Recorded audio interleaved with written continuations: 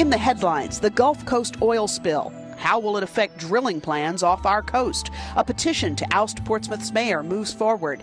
And 6 Republican candidates battle in an upcoming primary to face Democratic Congressman Glenn Nye in the 2nd District. This is What Matters.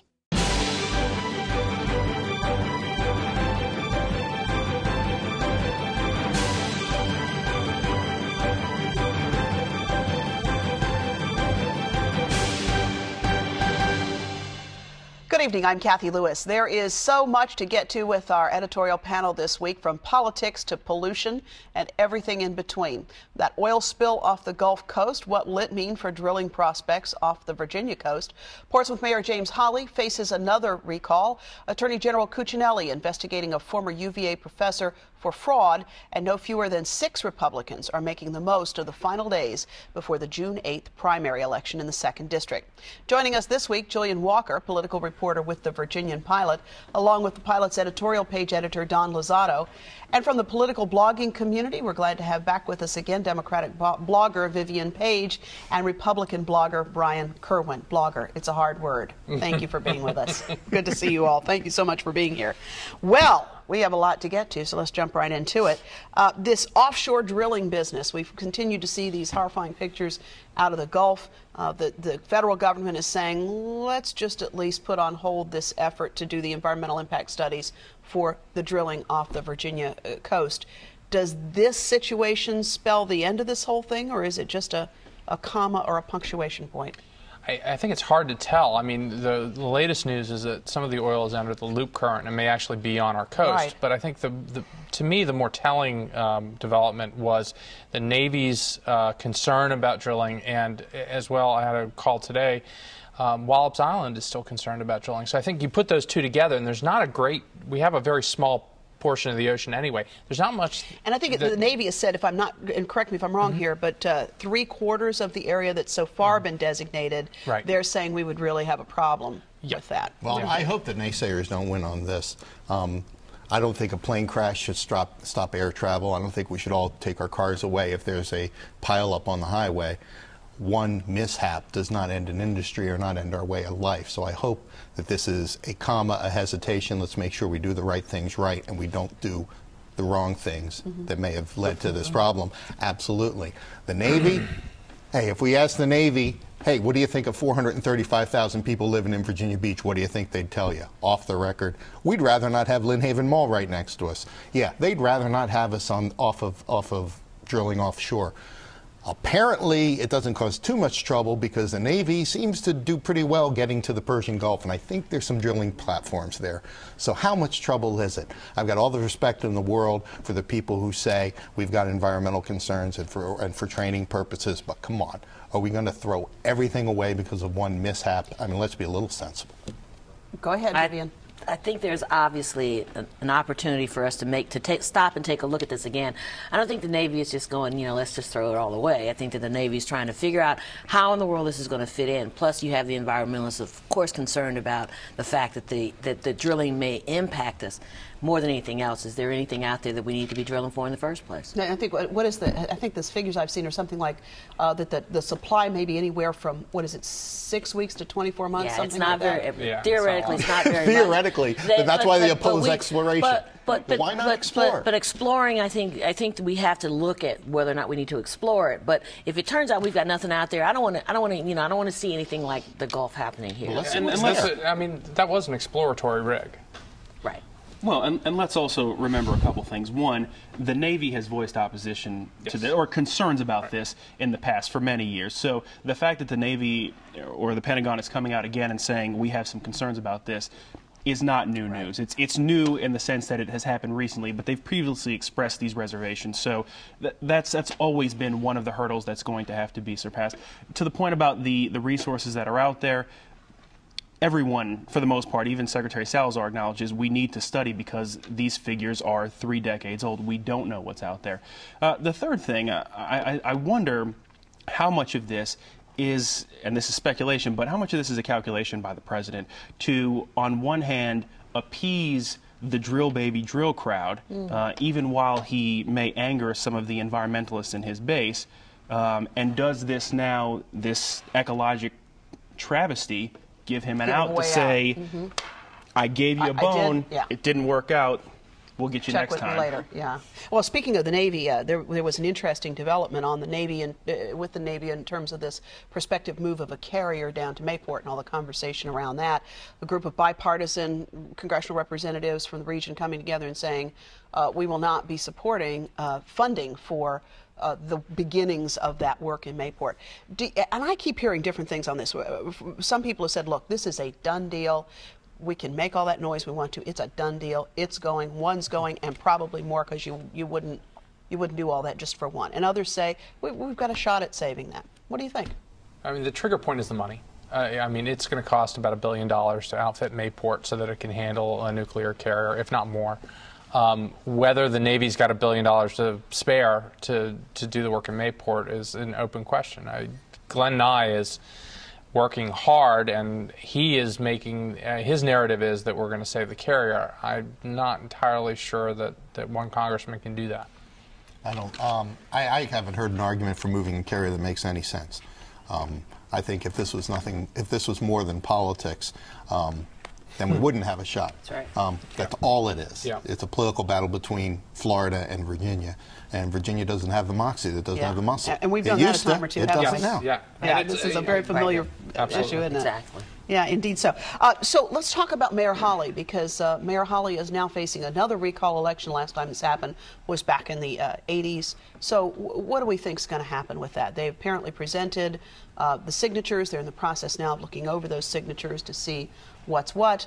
And it looks like some of the support that he may have had last time around, because there were lots of folks who came to his aid last time around, issuing objections to some of the signatures, don't seem to be there this time around. Is this the curtain call? Should be. Should be. I think it should be. I think that it's very difficult to run a one-person campaign against the fact these nearly 8,800 signatures that they collected. You'd have to have a whole staff, just like he had before, of folks who were going to sit there and figure out a way to challenge them. The one thing I will say, and I haven't seen the petitions myself, is he may have a leg to stand on the petitions themselves. If the petitions weren't drawn properly, then there's an issue there. Other than that, I'm afraid that Mr. Holley is soon going to be former Mayor Holley of Portsmouth. 8,775 signatures, about 2,000 more than required. Right. Reading this from your editorial in the Virginian Pilot. And you note, I think this is an interesting point, the top finishers in the recent municipal elections got about 5,800 votes, and there are already 8,700 signatures on file. The math is not working in his favor here, and we've advocated since this scandal erupted that he would do the city the most good by stepping down. My understanding is that that's not in his vocabulary. I think that we've tried to impress upon him that that's the best way to ensure his legacy, but I'm not sure he's listening. And I don't know that the leadership in Portsmouth is really stepping up to the plate and asking him to resign. Well, I mean, but wait a minute. Wasn't there that dreadfully uncomfortable council meeting where they were blackberrying back and forth? Exactly. Time for you to go? And so the council has already made that very clear that it's time for him to go. But I'm talking about that informal leadership, the elected leadership that we have that represents Portsmouth, who should be able to pull Mr. Holley aside and say, Mayor, it's been a great run, but it's time for you to go, because he's putting people in a very difficult position over there. And not only that, but with the rules being the way they are, as far as the recall and then a subsequent election, what's going to end up happening, no one knows exactly what's going to happen, because if it took these people a year and a half to collect 8,700 signatures, then how do you get that many signatures in 30 days to get yourself on the ballot in order to run? So because the deal is that the ballot, if it goes to ballot, would be, do you vote to recall, and if somebody in 30 days can get the numbers of signatures, they can put themselves on the ballot. And so it's very unlikely, and it creates a very difficult situation for the voters in Portsmouth. So the right thing for Mayor Holley to do, in my opinion, would be to step down and allow the process to then select his successor, however that process may be. There's a lot of questions. There's a question about what that process is going to be with the new change in the state law, and whether or not the charter changes that the charters that we currently have are accurate. Yeah, this whole business of going over that July 1st moment is something. So May 27th is the next element in that case.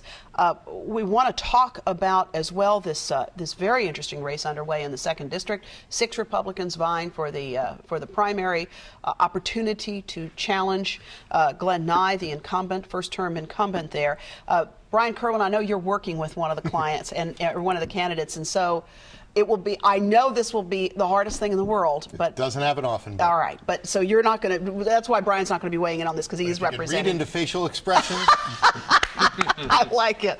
I like I'll smile when I need to. Okay, fair enough. That'll work. So Scott Ridgell, the Ford dealer, has the endorsement now of the governor. They're old family friends, right. So that seems to have gotten sort of the establishment endorsement. Yeah, I think he's the establishment candidate, but there is a breadth of philosophical perspectives just in the Republican primary. So I think it's going to be, you know, as interesting as this recent election was for what it says about the larger Republican Party, I think this is going to be fascinating to watch and see sort of who can eke out, because it won't take 40% to win this. Right. Interesting point. And then there is this issue, and I hope we can get Brian in on this. He will play fair, I know, on this. There is this very interesting, I think it's interesting, because we talked with all the candidates on the radio side of the House, and I asked all of them to situate themselves along the continuum of the Tea Party. You know, where are they with regard to the Tea Party movement? And it was very interesting. I mean, they're all over the place. They're all over the place.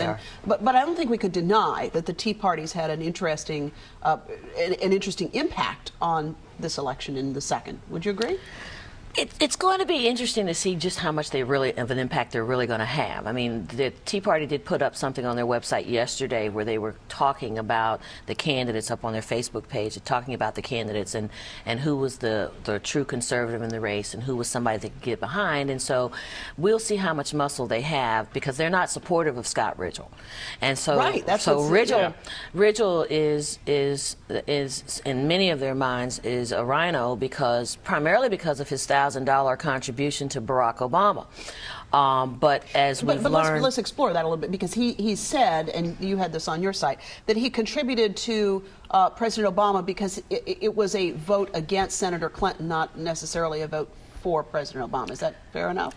Yeah, but he also said that he was, and it's certainly a parsing of words, right. Because he also said that he was not indifferent to the likelihood of there being one of those two outcomes, and that if there were going to be a Democratic president, then he preferred that Democratic president be Barack Obama. So it wasn't just, I mean, for him to say it was simply a vote against Hillary Clinton is to ignore the other part of it, and that is that he said he was, you know, he was inspired by his rhetoric. I mean, but is there something wrong with that? I mean, I think anyone who would identify with one party can certainly look at political realities and say, well, if then, you know. Well, I think that the $1,000 to Obama is probably the big donation.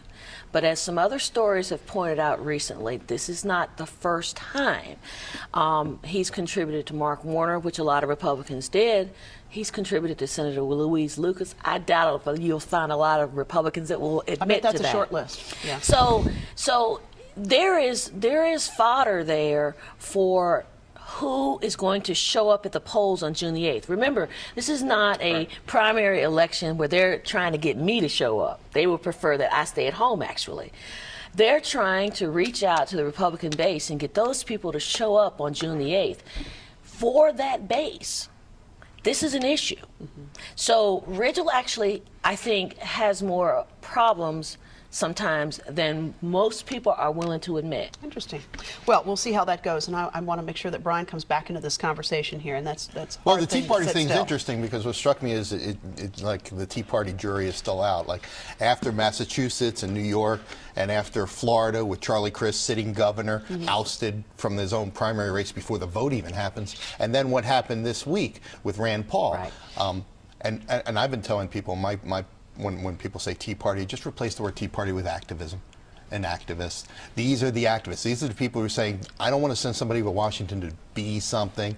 I want you to do something. Tell me what you're going to do. And it better be what I want you to do. Right. They're an activist vein of the political spectrum. They're very active now. They're showing up. They're loud. And very diverse, very interesting collection of folk coming to the rallies and whatnot. And also what I've noticed is, they're usually better at unifying against somebody than they are unifying for somebody. Maybe that's the nature of the political beast. But to say we don't know what kind of impact they have, we've seen it. Yeah, and I wouldn't say, I was asking the candidates to sort of define themselves along that, where are you? Are you in the camp? Are you to the right of it? Are you to the left of it? I mean, and I'll tell you, the responses were just all over the place. It was just a really, it's a very interesting field of candidates. Well, it's a dichotomy. I mean, everybody wants to go near the parade and be part of the parade and even tell yourself that you're leading it. And then there's the other vein that says, well, I don't want to be pigeonholed into thinking this is the only parade I've got. I've got much broader support and things like that. And that's the danger that a primary race brings to the table, because the candidates have to try to appeal to those people who are going to show up and make the selection. So. And as we are recording this broadcast, by the way, and while this broadcast is on the air at this very moment, there will be thousands of people at the TED for Bill O'Reilly and Sean Hannity, and so that we'll have some coverage of that over the weekend as well. The other issue we want to get to before we get too much further down the road is one that you've been following, Julian Walker, and it has to do with the Attorney General's request of information from the University of Virginia about the work of a climate science professor who was there some years ago, has been gone to Penn State for about, I think, since 2005, something like that. Give us the background on that. Well, it looks like at this juncture a showdown is brewing. The Attorney General last month sought records, demanded them in a civil investigative demand, which is similar to a subpoena, and basically said, I want to see records related to grant-funded research, so taxpayer dollars were involved, done by or connected to Michael Mann, a former professor at the school. Michael Mann may be known to some of your viewers as someone who was involved in the ClimateGate controversy or scandal when emails were hacked and leaked from a British university. A lot of traffic back and forth between global warming researchers. Some global warming skeptics said that those emails showed evidence of scientific misconduct or ignoring things that didn't seem to back up the conclusions that these folks have arrived at in other research. Professor Mann says, I've been exonerated. Every investigation into my research, peer review, etc., has shown that I'm on the up and up. But the Attorney General has basically said he is going to take advantage of a section of the state code, the fraud against taxpayers, and probe this to see whether or not these dollars were misused. He issued a statement yesterday saying, we are not going after Michael Mann as an individual. Right. We are going after potential fraud involving taxpayer funds. And that was in response to some pretty stiff criticism from the academic community really across the country. Well, and you see this both. We had a letter from some professors at ODU, but there's been another letter with, I think, 800 signatories that they're worried about this sort of demand from somebody who himself is a skeptic of global warming theory. And they worry that the intention here is to chill research, chill free inquiry. And that's what a university is about. And when you have a politician who's leaping in and saying, well, I disagree with the conclusions that you've reached, show me all your email, that has an extraordinarily chilling effect on a scientist's ability to do his job. With government funding comes government accountability. You take the check, you take the review. And it's totally proper for the Attorney General to say, we're going to see if all this funding that you got was on the up and up. I don't see a problem with it. It's funny that he hasn't gone after people with whom he agrees politically, though.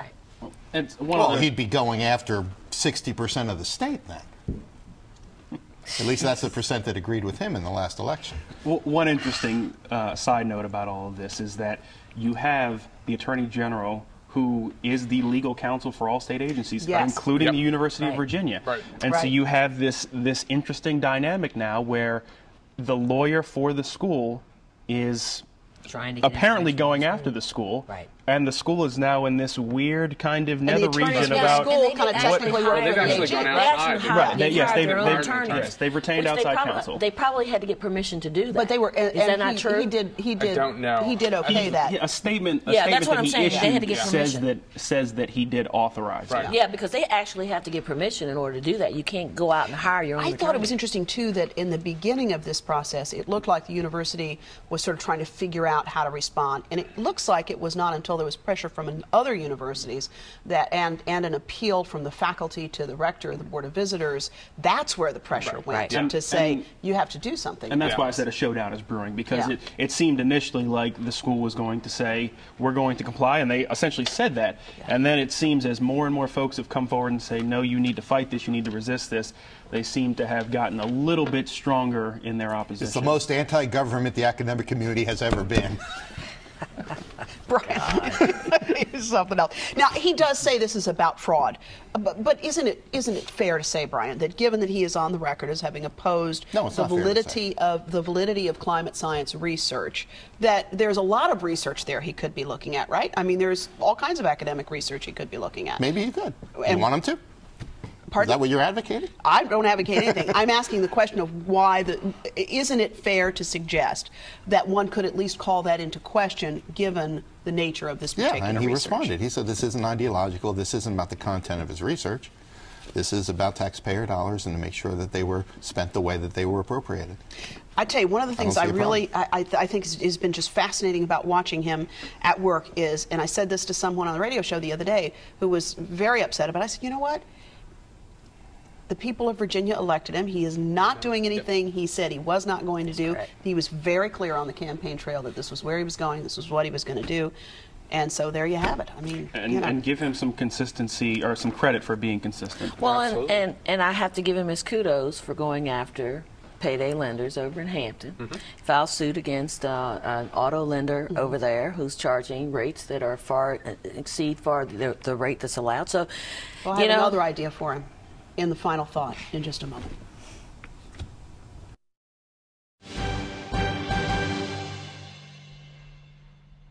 No doubt you have heard by now that the UVA women's lacrosse team plays a quarterfinal tomorrow at North Carolina, and then Sunday, the fourth years on the team will walk the lawn, their teammate Yardley Love receiving a posthumous degree. You know now that Yardley Love was found dead in her off-campus apartment earlier this month. Her boyfriend was in custody within hours. In the inevitable armchair quarterbacking that follows tragedies like this, some have asked why Love did not take out a restraining order after a prior alleged incident involving the suspect. The truth is she apparently could not have done so even if she'd wanted to. Virginia is one of only 8 states that excludes unmarried people from getting protective orders. That's right, you have to be married to your abuser in order to be legally protected from him or her. President Castine and Governor McDonnell are working on a proposal to notify universities when students are arrested anywhere in Virginia, and that's a step that could certainly help connect the dots that often don't seem apparent until it's too late. The Attorney General's office is studying the notification idea and hopes to have related legislation prepared for the next General Assembly session. The Attorney General's office is also, as you just heard, at work on this other case that would affect UVA and other colleges across the Commonwealth. You heard Julian Walker's summation of this civil investigation demand for, among other things, up to 10 years of correspondence among a former UVA climate scientist and 40 other people. General Cuccinelli says the issue is fraud, not science. A growing chorus of opponents say it's politics, pure and simple. Whatever it is, it's hard to imagine it's more important than giving all Virginians the right to protection from abuse. So in the next General Assembly session, perhaps we'll see a proposal that would take Virginia off that ignominious list of 8 states where your safety depends on the ring on your finger. And one hopes that the Attorney General will pursue that legislation with the same unapologetic vigor he brings to the other issues he has chosen to pursue. Before we leave you tonight, our friends at the Virginian Pilot at HamptonRoads.tv take us aboard the battleship Wisconsin, berthed at Nauticus. Last week, 6 medical students entering the armed forces were commissioned in a graduation ceremony. Here's a look. Family and friends of these fine graduates, welcome and thank you for helping us celebrate this event. These are HPSP students who are now graduating medical school. They're becoming officers in the medical corps of their respective services. This was their commissioning. They had to go through 4 years of college and now 4 years of medical school to become graduates. We, as medics, are entrusted to the care and well-being of these people, these most precious treasures. It is both an honor and an astounding responsibility to bear.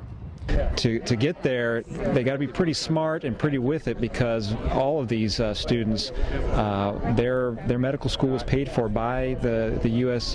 military service so that they could serve as doctors to take care of our nation's heroes and our sons and daughters, which is a pretty big responsibility and a pretty precious folks to take care of. And so they only choose the best to do such. Good job, man. Awesome, yeah. Good job, guys. Well done. Our thanks to HamptonRoads.tv producer Brian Clark for that report. Well, there are a number of ways you can reach us, and I'm sure you heard something in this broadcast tonight that will inspire you to do so. You can do so on our website. It's whatmatters.tv. You can watch this program and any of our past ones as well at that site. You can drop us an email, join us on Facebook, sign up for our weekly newsletter. It's astounding the number of ways you can be in touch with to find out what we're working on for you. Look, for Local Talk, I hope you'll join us on the radio dial every weekday for Hearsay at Noon on 89.5. And by the way, we'll have those interviews with the 6 Republican candidates in the second coming up next week. So listen in live every weekday at noon, and we'll take your calls. They each got 9 minutes apiece. When there's 6 of them, you have to do the math that way. Thanks again for watching. I'm Kathy Lewis. We'll see you next time for another look at what matters.